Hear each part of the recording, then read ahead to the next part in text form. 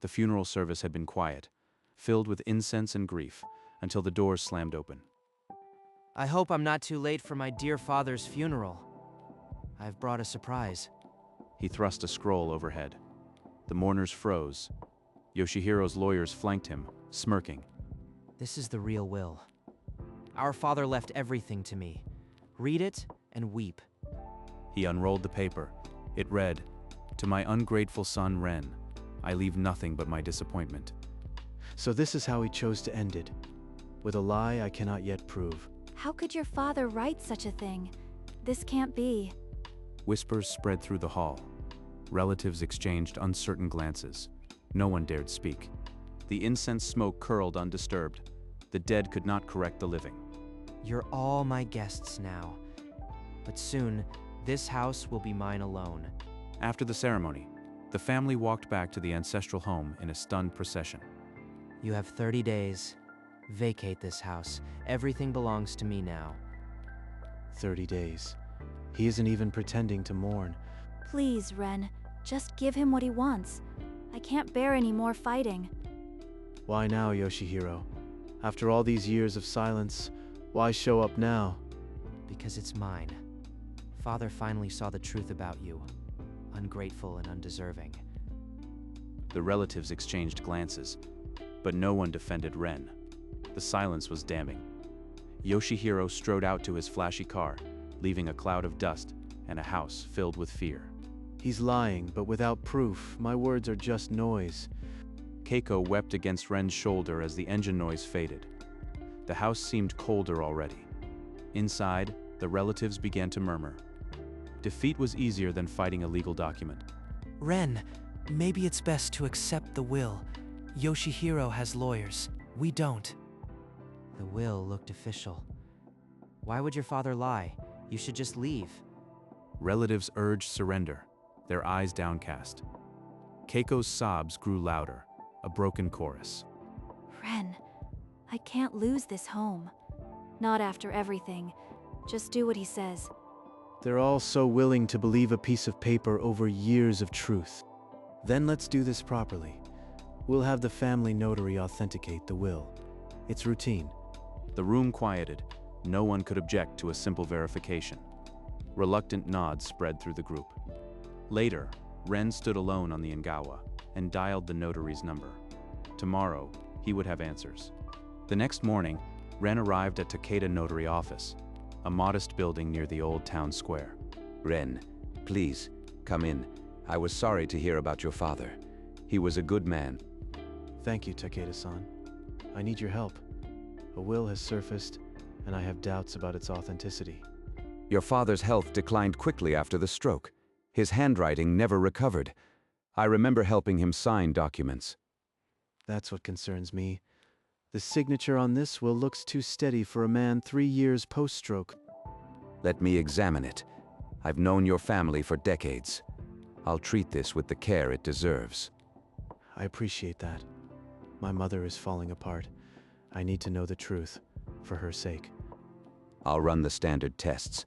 Paper, ink, stroke order. If it's not your father's hand, I'll find it. Ren left the office with a fragile hope. For the first time since the funeral, the possibility of justice felt real. But back at the ancestral home, Yoshihiro's deadline hung over every conversation like a blade. That night, Takeda worked alone under the lamplight. The will spread before him like a puzzle. He traced the signature. The father's name was written with a confidence that felt wrong. Under magnification, the third stroke curved upward, a movement impossible for a man with no fine control. 3 years ago, your father couldn't hold a brush. This isn't his hand. The memory was vivid, Ren holding his father's trembling arm, guiding the brush just to write a single character. Ren, I found something. The stroke order is impossible. Your father couldn't have written this. Are you certain?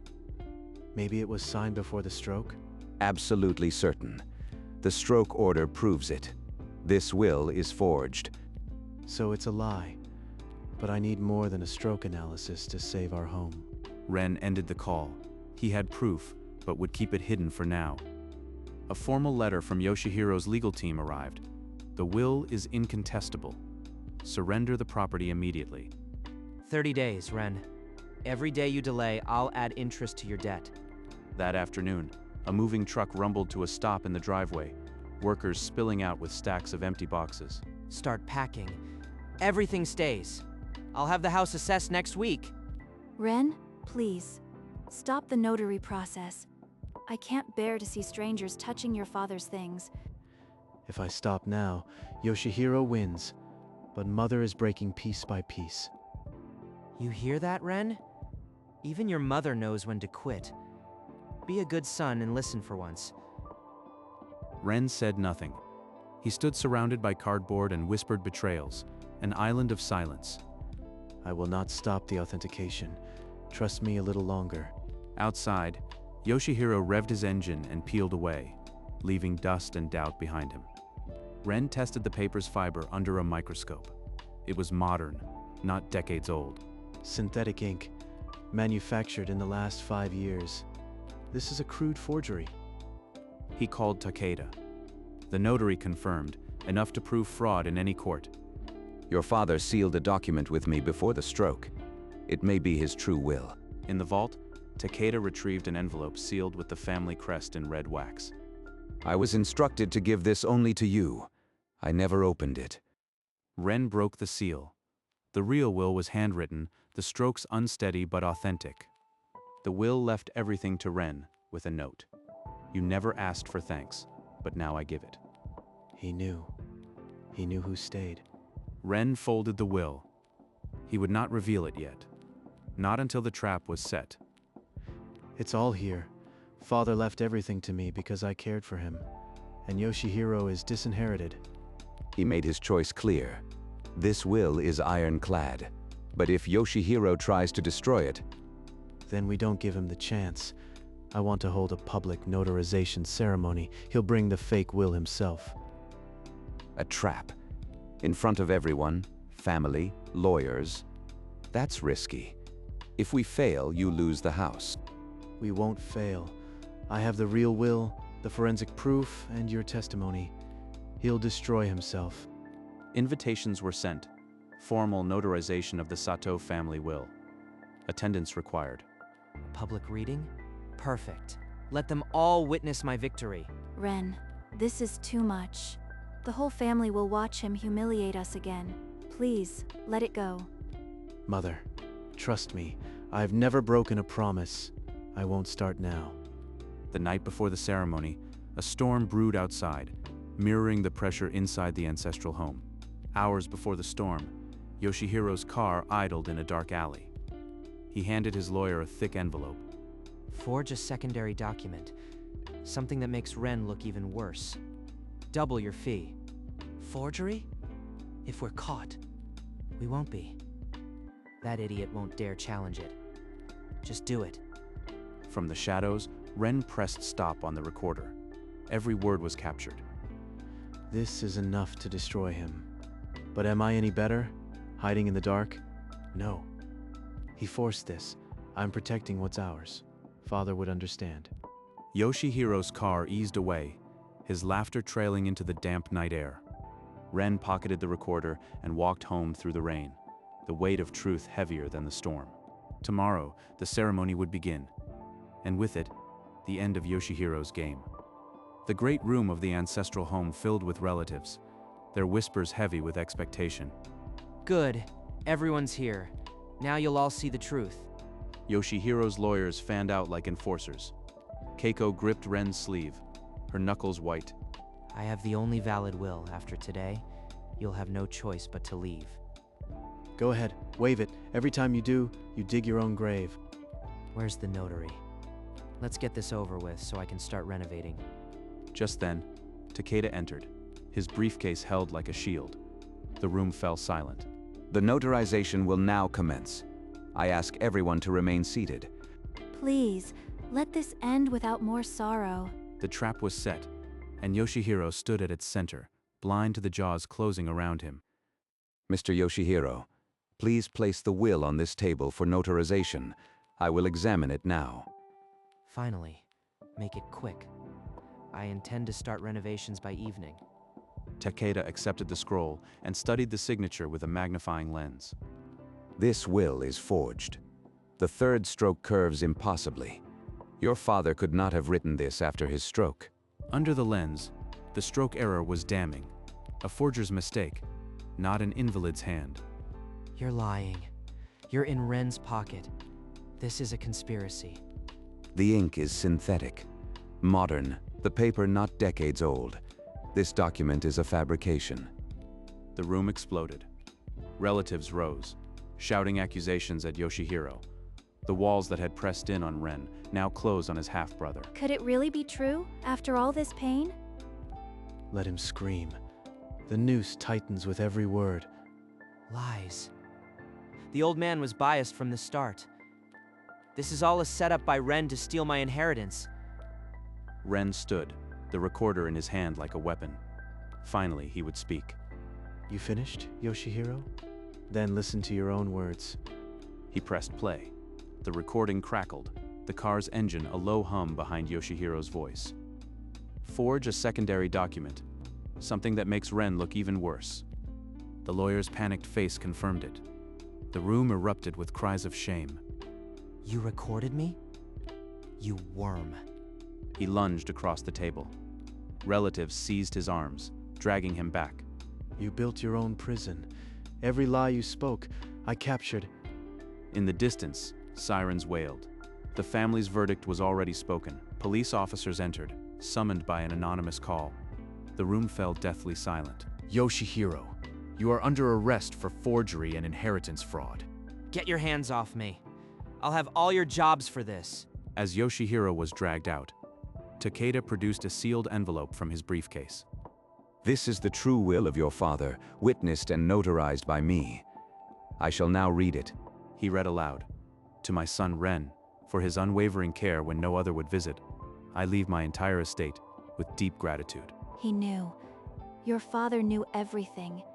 And he chose you, Ren. Thank you, Father, for trusting me even when you couldn't speak. Keiko embraced Ren, her sobs finally those of relief.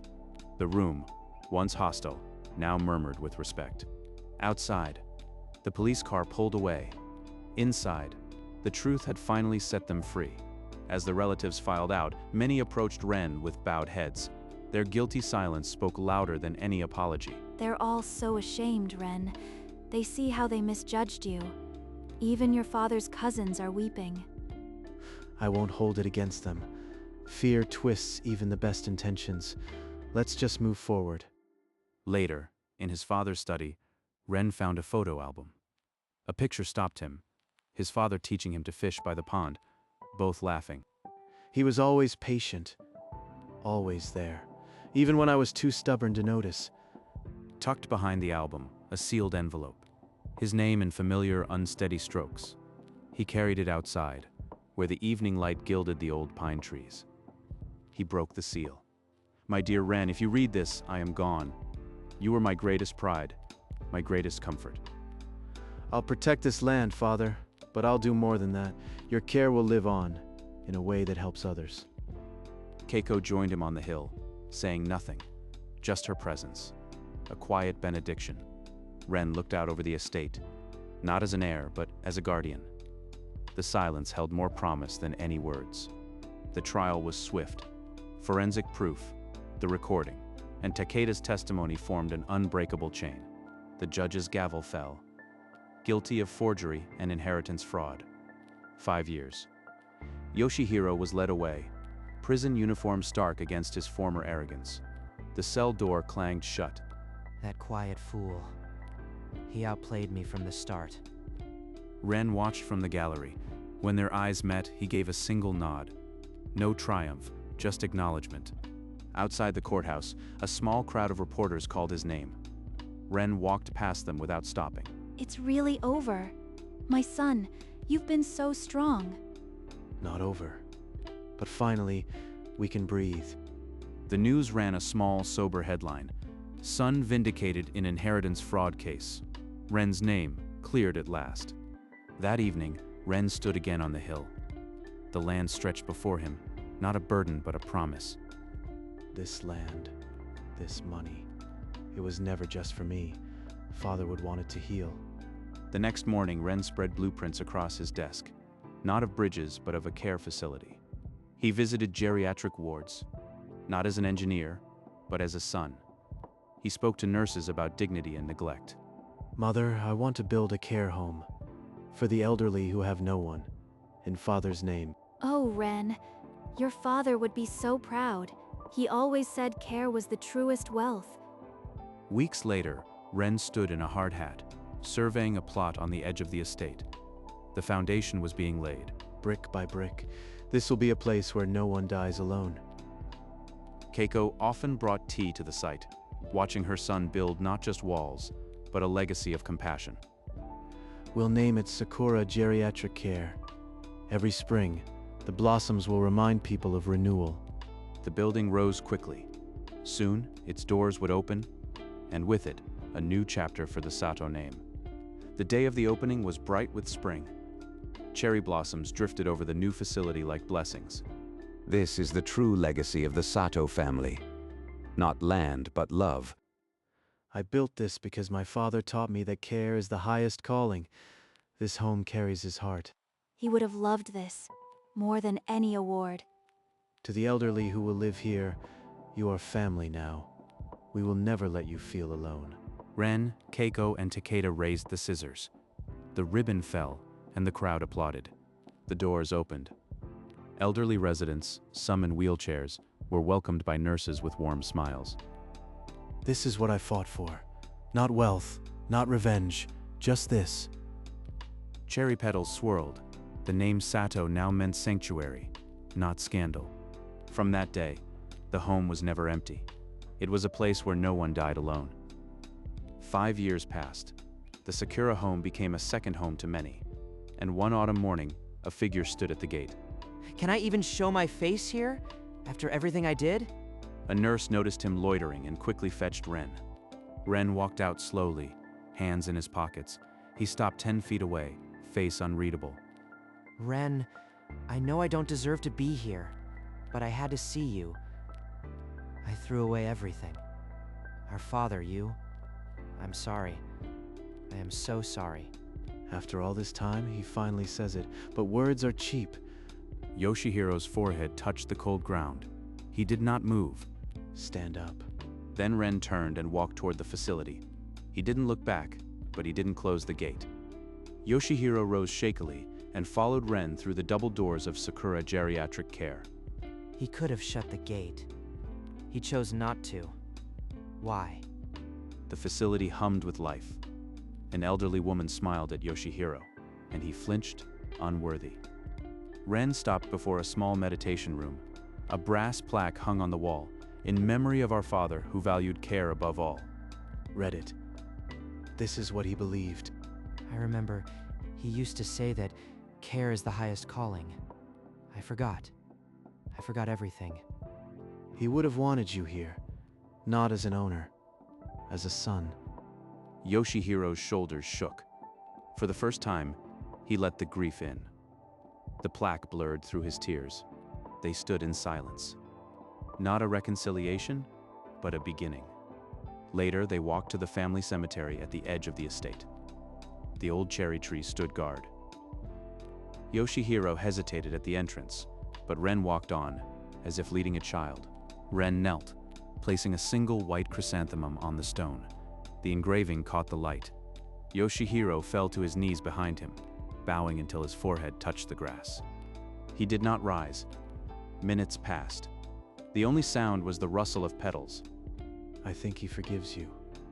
How can you know, after what I did? Because I do. And that's enough. The wind scattered blossoms around them, as if the old tree were offering its blessing. They stood together in front of the family stone for the first time in decades. A silence, finally, without weight. Later that day, light poured into the common room of Sakura Geriatric Care. Elders chatted, and a nurse adjusted a wheelchair with a laugh. A new brass plaque had been installed beside the entrance, in memory of our father who valued care above all. Ren stood beside it, watching the residents move through their day. A quiet contentment settled in his features. So much noise over a piece of paper. But this This is the inheritance that matters. An elderly man tottered by, patting Ren's arm. "This place saved me," he said. Ren only nodded. Then his eyes returned to the plaque. The months of struggle, the court case, all of it distilled into a single brass memory. I kept my promise, Dad. The cherry tree beside the building showered the courtyard with petals, as if in answer. Ren's story had been one of grief and betrayal, but his legacy would be this: a place where care was never forgotten. Spring came again to the ancestral home, now a quiet museum. A small sign read, "Sato Legacy Home." Ren and Yoshihiro, now gray at the temples, sat on the wooden engawa, a tea tray resting between them. They did not speak. The steam from the cups curled into the cool air, carrying no need for words. The old cherry tree, planted by their father decades ago, showered the garden with pink. Yoshihiro's hand trembled slightly as he lifted the cup, but Ren's glance was steady, forgiving. A single petal landed on the tray, a silent reminder of impermanence and renewal. Inside the house, a tour guide explained the history, not of inheritance, but of care. Ren and Yoshihiro did not look inside. They had lived it. They simply sat together. The sun lowered, gilding the petals gold. The brothers' shadows stretched long but no longer apart. And the home, once a battleground, became a testament to the love that had always been there. Later, Ren walked alone through the quiet halls of the ancestral home. He entered the small shrine room. A framed portrait of his father stood on the altar, surrounded by white chrysanthemums. The candle flame trembled in an unseen draft. He knew all along. The sealed will, the stroke, he trusted me to find the truth and choose what to do with it. Ren lit a fresh incense stick. The smoke rose in a thin, steady column, unbroken. Thank you for guiding me here. The flame steadied. In the portrait, his father seemed to smile, caught in a moment of eternal patience. Outside, the cherry tree rustled. Ren stood in the doorway, light and shadow meeting on his face.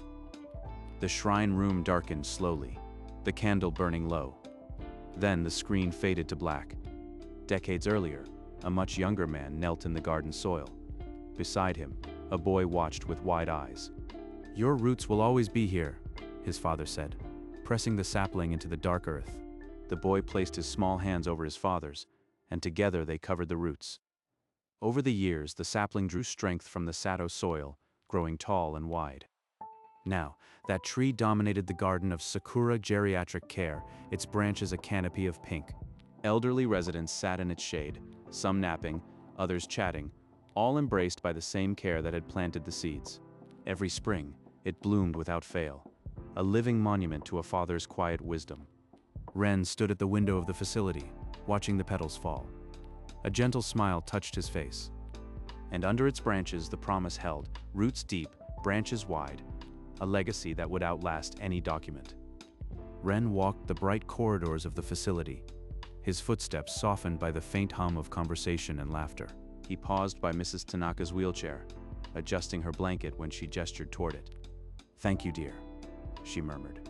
He only smiled, the lines around his eyes deeper but softer now. A nurse balanced a tray of medicines. Ren stepped aside, then continued his quiet rounds. I spent years building bridges. Now I build connections. This is where I'm meant to be. He moved through the common room, where residents played Go and sipped tea, their lives interwoven with his. An old man in a wheelchair reached out a trembling hand. Ren took it without a word. The camera pulled back, lifting through the glass ceiling to show the building teeming with life, nurses and residents moving like a single organism. Sakura Geriatric Care stood not as a monument, but as a home filled with the very care Ren had once promised. Cherry blossoms returned, carpeting the courtyard in pink. The air thickened with the scent of renewal. Summer's heat brought cicada song. The facility held a lantern festival, residents laughing under string lights. Ren helped hang the lanterns, his sleeves rolled up, a rare, unguarded smile appearing. Autumn painted the grounds in amber and gold. The cherry tree let go of its leaves, a quiet surrender. At the legacy home, schoolchildren toured the garden. They listened to stories of a father's quiet wisdom. Winter approached. The facility hosted a mochi pounding ceremony, laughter ringing in the cold air. Ren guided a resident's hands, shaping the rice cake. These were the moments that mattered. Seasons passed, but the cherry tree remained, its skeletal branches a promise of return. Life goes on, not a grand proclamation, but a quiet, enduring truth. And in every season, Ren was there, not as a hero, but as a neighbor, a son, a caretaker. Yoshihiro now wore a simple groundskeeper's uniform. His gold cufflinks were replaced by gardener's gloves. He trimmed the cherry tree with careful hands, learning the craft late, but learning it well. Sweat beaded his brow, but his expression was peaceful, not the old arrogance, but a quiet humility. Ren stood at the window of his office, watching the figure below, his half-brother, finally rooted. Everyone gets a second chance. Down below, an elderly woman wheeled by and thanked Yoshihiro for the beautiful garden. He bowed, a hand over his heart. The gesture was not rehearsed. It was genuine. Ren's faint smile grew. He left the window and walked outside, into the spring air. They met under the cherry tree, the same tree their father planted. No words, just the rustle of leaves. Twilight deepened over the ancestral home. The cherry tree's petals glowed in the last light. They sat side by side on the wooden ngawa, a pot of warm tea between them. Neither spoke. Above them, the first stars pierced the violet sky. One shone brighter than the rest. Dad would have liked this. He does. Ren pointed to the bright star, and for a moment, the gap between the living and the dead felt like a curtain of light. Yoshihiro's eyes glistened, but he did not look away. The star seemed to pulse, patient and kind. They shared a look, not of shared guilt, but of shared acknowledgement. The debt was paid.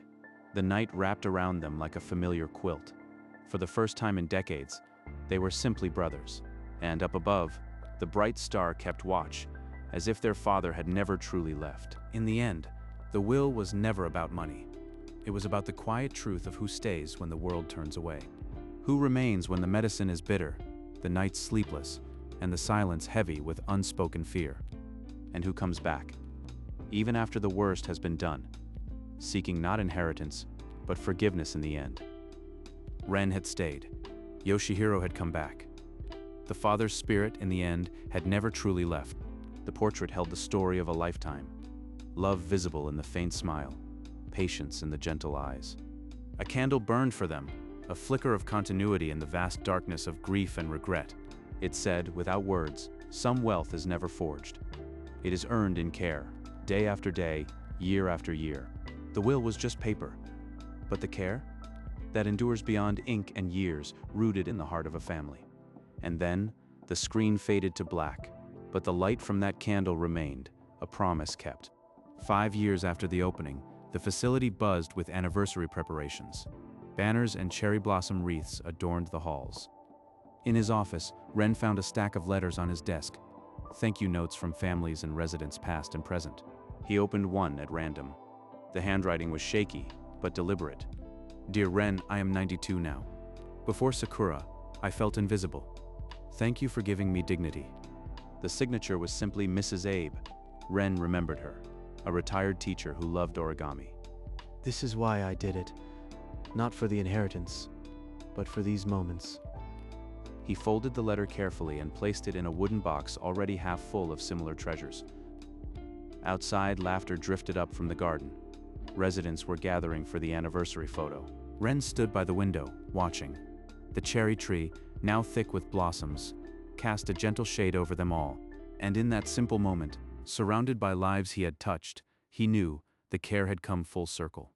In the eastern corridor, Yoshihiro stood on a ladder, tightening the screws on a flickering light fixture. His movements were precise, learned over months.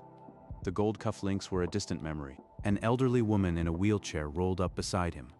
A gentle tap on his leg made him look down. Thank you for fixing the lamp, she said. I can read my letters again at night. I'm still learning, but I'm glad it helps. He bowed deeply. When he straightened, his eyes glistened. The simplest gratitude struck deepest. From the end of the hall, Ren had paused, watching the exchange without a word. He's found his place, not through guilt, but through service. Ren nodded once, then turned away, the smile lingering as he walked toward the garden. The following week, a heavy envelope with a government seal arrived. Ren carried it to the family shrine room. He knelt on the tatami before the altar, the portrait of his father seeming to look down with patient eyes. Carefully, he opened the envelope. Inside was a letter from the regional prison warden. Dear Mr. Sato, I write to commend Sakura Geriatric Care for its pioneering work in offering volunteer opportunities to former inmates. We have seen remarkable rehabilitation outcomes.